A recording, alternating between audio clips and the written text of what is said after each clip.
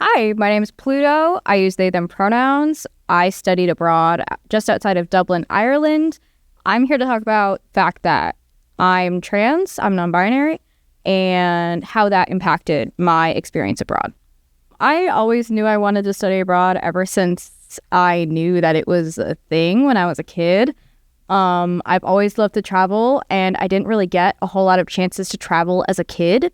So I knew I wanted to take advantage of that when I got to college. I did want to choose somewhere that wasn't going to be a little bit not as kind to people like me who are queer and trans. So once you combined my need for a supportive environment, a non-prejudiced environment, and my want for the population to speak English, I was pretty much left to the British Isles because I didn't want to go as far away as Australia. No offense to Australia, but that's really far away. In terms of Ireland's, treatment and laws surrounding LGBT plus people, I knew they had progressive laws. They had legalized gay marriage. They had legalized, I believe, certain changes of gender markers. Challenges I faced were mostly in regards to my name, because my name is Pluto, but my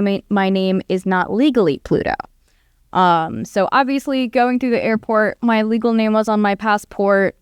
That's okay. I understand that that's going to be a thing. I was stressed enough about going through the airport for other reasons. I honestly didn't really care.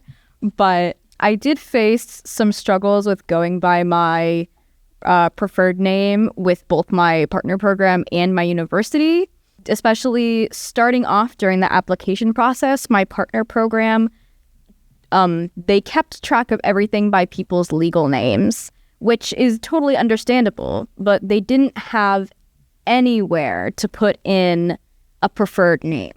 So whenever I got emails from them, they would say, hey, legal name. And it was uncomfortable for me, especially when it was time to be introduced to fellow people who were on my program.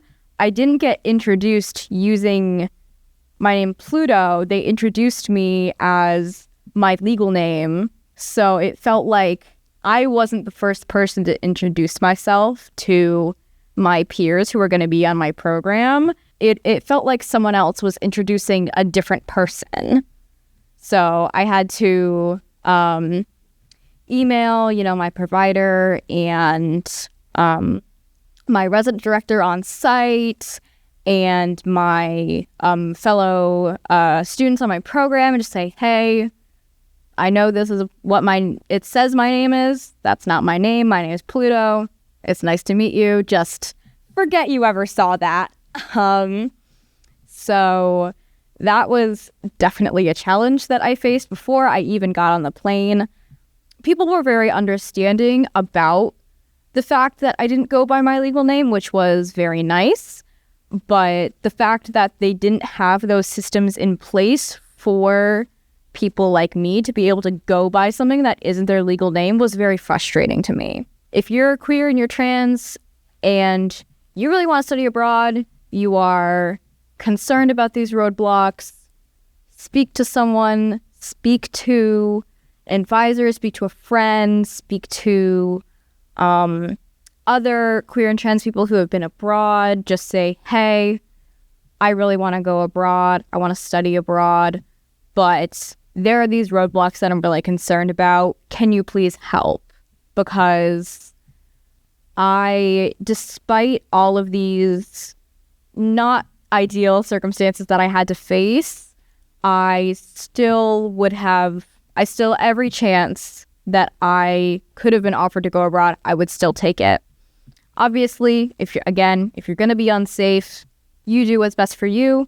But my recommendation, if you want to go abroad, you can make it happen. Advocate for yourself, stand up for yourself, and just remember that you are loved and you are everything that you say and think you are.